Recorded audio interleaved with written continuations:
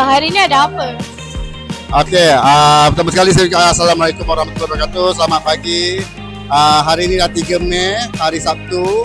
Hari ini Sekolah Kebangsaan Bandar Sri Alam telah menganjurkan pertandingan bowling di antara guru dan staf. Perlawanan ini, pertandingan ini berlangsung di Diamond Bowl Johor Jaya.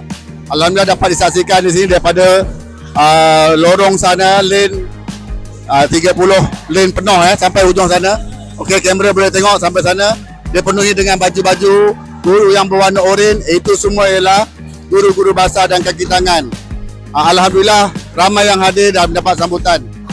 Di sini saya juga ambil kesempatan mengucapkan terima kasih kepada para pentadbir, terutama guru besar, Encik Yusri, barisan guru penolong kanan, guru-guru serta staf-staf bahasa yang sudi memeriahkan pertandingan pada hari ini. Diucapkan juga terima kasih pada penganjur, pihak Bakes. Saya selaku pengurusi Bakes mengucapkan terima kasih kepada cikgu kerana beri komitmen pada hari ini. Terima kasih juga kepada AJK Bakes yang in charge pada hari ini, AJK pendaftaran, AJK pertandingan, AJK makanan. Di samping itu saya juga ingin mengucapkan terima kasih kepada pihak pengusaha kantin. Pihak pengusaha kantin yang telah menaja kita piala dan hadiah pertandingan pada hari ini.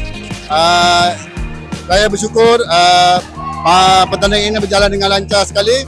Tak ada apa masalah setakat ini. Okeylah, cikgu, terima kasih. Sama-sama.